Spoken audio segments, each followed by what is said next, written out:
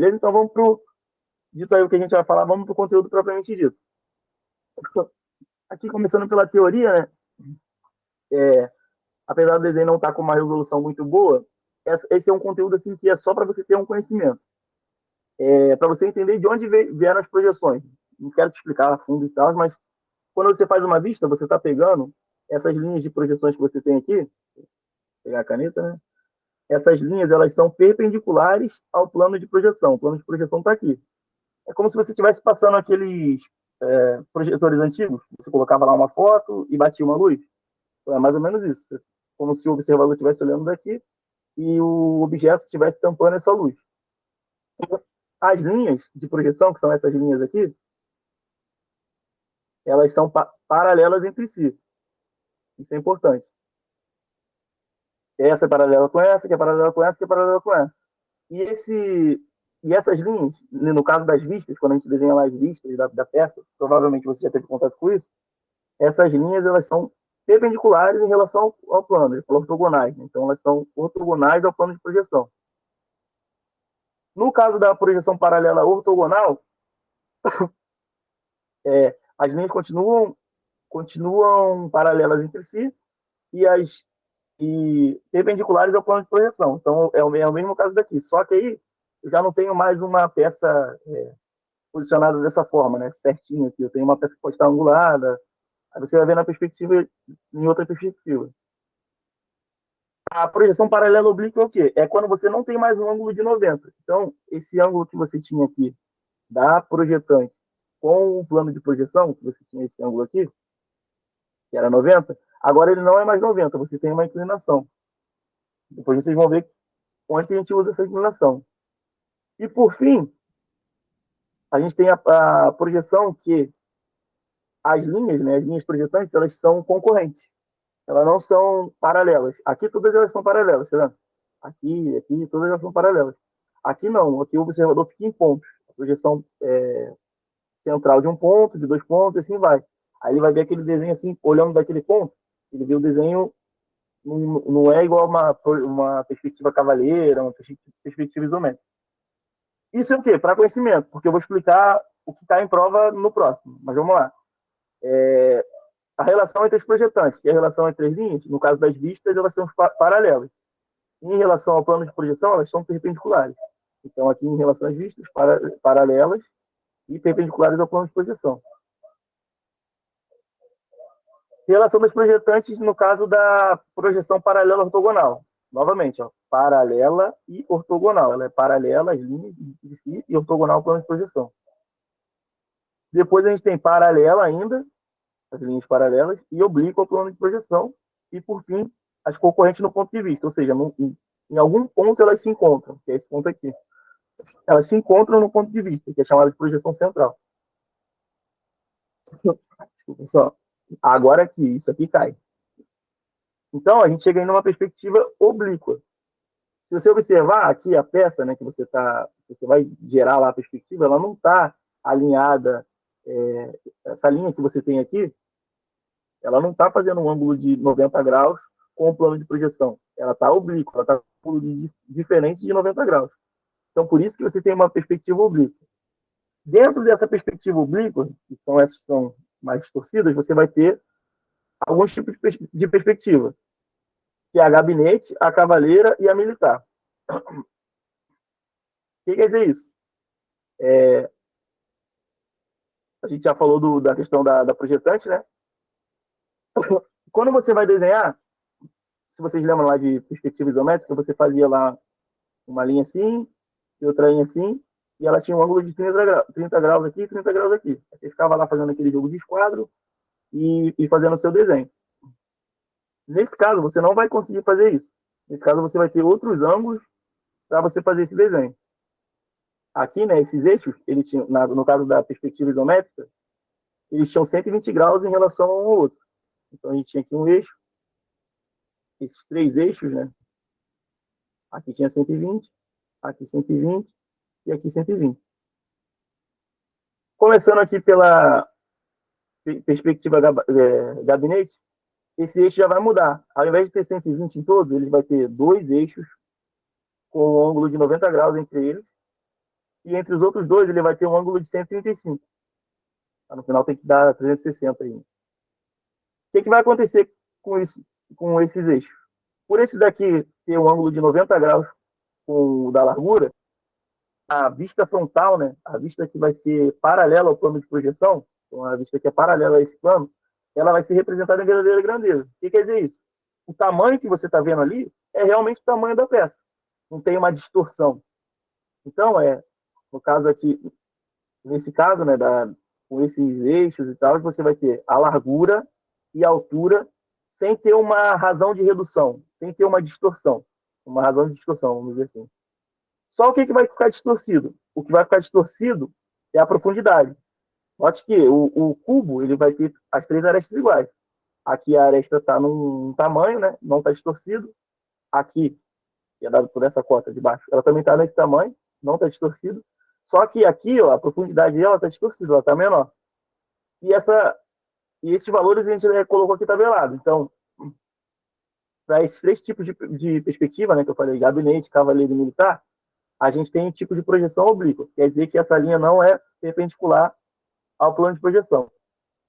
E eu vou ter um fator de redução, um fator de distorção, no qual eu vou multiplicar minhas medidas na hora de fazer o desenho. Ou seja, vai ter dimensões que vão ser menores do que a real.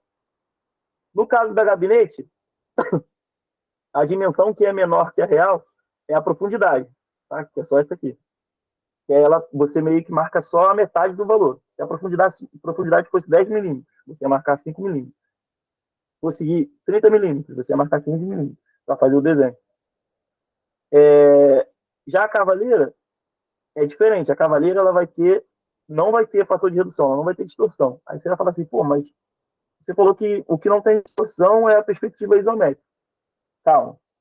Tem outro ponto que diferencia ela, que é aqui, ó, esse ângulo de fuga.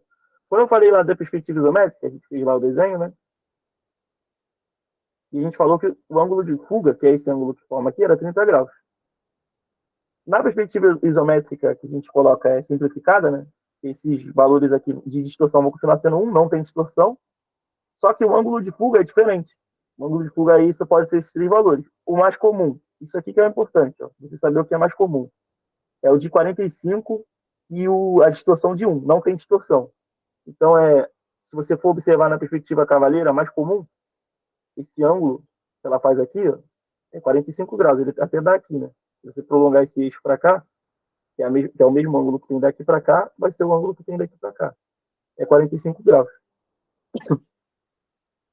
E, por fim, a gente tem a militar. O que muda aí na militar? Aqui, o perpendicular era a face que era... desculpa, o que estava em verdadeira grandeza era a face paralela ao plano de projeção, que era esse aqui. Era essa face. Na militar, aqui vai ter um ângulo de 90, aqui, e vai ser em verdadeira grandeza, vai ser esse aqui, ó, vai ser meio que a vista superior, vamos dizer assim, que você vê de cima. Outro ponto importante dela é que ela vai ter a altura distorcida, ela não vai ter a profundidade distorcida, porque as outras duas são representadas em verdadeira grandeza. Então, a altura dela é que é distorcida. E outra coisa importante é que se aqui forma 90, a soma desses dois aqui também tem que dar 90. Tá? Então, alfa mais beta tem que ser 90. Tem o caso deles dois serem iguais, que alfa é igual a beta, aqui vai ser 45, né? Se os dois são iguais, aqui vai ser 45. Ela vai ter essa cara aqui, a militar. E tem o caso de ser diferente, que é 30 a 60. Então, aqui 30, aqui 60, aí você vai ter essa outra cara. Tá? O que é mais comum? O que é cobrado em prova? Você saber qual é o ângulo de fuga da perspectiva cavaleira. Isso é importante. Saber o ângulo de fuga mais comum da perspectiva cavaleira é 45 graus. Podendo aí também ter 30 e 60. Tá? Tem literatura que bota 75, mas o mais comum é 30, 45 e 60. Só que o de 45 é o que é cobrado. É importante saber a distorção. Se tem distorção, saber assim, que existe a distorção. Beleza, a gente falou das perspectivas oblíquas. Que o eixo aqui não vai estar formando 90 graus. Agora, esse eixo está formando ortogonal, né? Então a perspectiva é ortogonal. Só que agora a gente vai ter três casos, né? Que é trimétrica, isométrica e adimétrica. Esse caso aqui ele quase não é utilizado. Vou só passar rapidamente para vocês terem a noção. Nesse caso, nenhuma face dessa peça está paralela ao plano de projeção. Então, esse cubo está todo distorcido, né? Esse prisma aqui está todo distorcido. Quando você vai fazer a projeção dele, não fica nada em verdadeira grandeza, praticamente. Aí, para facilitar, você coloca uma dimensão em verdadeira grandeza. Tem, no caso aqui, ele escolheu a altura. O bom do ao vivo é que tem sempre participação especial. Aí, claro, vocês não vão decorar isso aqui, né? Assim, são valores que ditos mais usuais para alguma coisa que não é usual da perspectiva trimétrica. Pouco utilizado, então. Esse daqui é o que provavelmente vocês já fizeram, né? Tem o papel reticulado lá. É a perspectiva isométrica. Na perspectiva isométrica, os eixos vão formar um ângulo de 120 graus entre eles. Só que quando você vai desenhar, você não usa esse ângulo aqui de 120 graus, né? O que você faz é meio que colocar aqui para cá, colocar aqui para cá e mexendo nos seus quadros aqui com 30, né? Mas assim, os eixos têm 120 graus entre eles. Aquele embaixo ele até coloca, né? Tem 30 graus aqui de ângulo de fuga, é chamado. Aí tem dois casos. Para ela não ficar distorcida, porque se você desenhar ela com as medidas reais, né, que é a isométrica simplificada, por exemplo, a peça tem 10 milímetros, você desenha ela com 10 milímetros de largura, altura e profundidade. É uma versão simplificada, é muito mais rápido de ser feito. Só que ela não fica próximo do real, ela fica meio que muito grande, fica parecendo muito grande. Aí o que é feito é você só utilizar 80% do valor, que é a isométrica real. Mas assim, o que é mais comum é você utilizar a isométrica simplificada mesmo. Daqui é importante saber que ela tem 120 graus entre os eixos, o ângulo de fuga é 30, e se perguntar alguma coisa assim do tipo, diferença da real para simplificada é que a real você fez valores 80% só do valor, né? Ela é a mais utilizada, tá? Do que as outras, que é mais fácil de fazer, mais rápida, muito mais fácil do que você pegar e traçar uma reta com um ângulo tal, outra reta com outro ângulo e ficar brincando de paralelas ali. Essa daqui você tem duas retas com 30 graus e é mais fácil. Até os quadros já vêm prontos para isso. Né? E ela tem maior distorção. Ela não é uma perspectiva utilizada para retratar mesmo ali as dimensões mais próximas, né, da dimensão real da peça, da verdadeira grandeza. Quem é indicado para isso? É essa daqui. É a última. Essa parte mais chata. É a perspectiva ortogonal dimétrica, tá? Ela, diferente da Cavaleira, a Cavaleira ela não tinha esse plano aqui, ele não tinha angulação, né? Com essa linha aqui, com a linha horizontal. Ela já vai ter uma angulação aqui. Então ela tem angulação aqui e tem um ângulo de fuga aqui. Tem dois ângulos de fuga. Essa é a diferença, né? Da dimétrica para Cavaleiro. Esses ângulos podem variar, né? Até que ele dá uma tabela aqui, né? E fala dos ângulos variando. E ela vai ser verdadeira grandeza na altura e na largura, tá? Então, essa face aqui representa a verdadeira grandeza. Tanto que eu falei, olha, ela é melhor representar mais próximo da verdadeira grandeza. Essas duas faces representam a verdadeira grandeza e você tem aqui um fator de redução para a profundidade. Aqui tem aqueles valores, mas não é comum gravar. O que é importante saber? Ele pode colocar, na utilização de perspectiva, a perspectiva isométrica é a mais eficiente. Beleza. A perspectiva dimétrica é a que causa mais erros. Aí já seria errado. Isso seria uma opção errada. Não, é que você tem menor distorção e por isso você vai ter menos erro, vai chegar mais próximo da verdadeira grandeza. E assim vai. É importante você pegar essas diferenças entre elas. A menor distorção. Então a gente coloca aí. Desculpa, pessoal. Então a gente coloca aí um resumo, né? De acordo com o tipo de perspectiva, a projeção, que é aquele ângulo lá da linha de projeção, o fator de redução aí para altura, largura, faltou um L aqui, né? Largura e profundidade, os ângulos de fuga, e aqui a gente coloca algumas características importantes. Aqui, importante salientar, a diferença da gabinete para a cavaleira é que a gabinete ela tem um fator de redução menor, né? Na verdade, ela tem redução. Aqui a cavaleira não vai ter redução. A cavaleira mais utilizada é com ângulo de 45 graus de fuga e fator de redução igual a 1. Militar, você sabe que esses dois aqui, os dois ângulos de fuga tem que completar 90 graus e que o ângulo entre se não me engano, era a largura e a profundidade tem que ser 90 graus também. Isso caracteriza ela. Né? É, a trimétrica né, é pouco utilizada, então provavelmente não vai cair. A isométrica é muito utilizada, rápido de fazer e tem muita distorção. Então ela não é boa, é por essa distorção.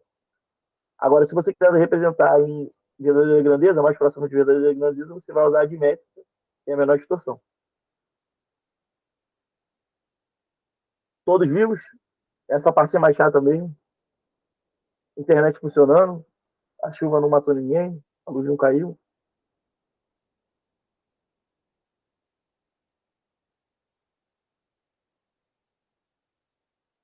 Mas, Tô aqui, hein?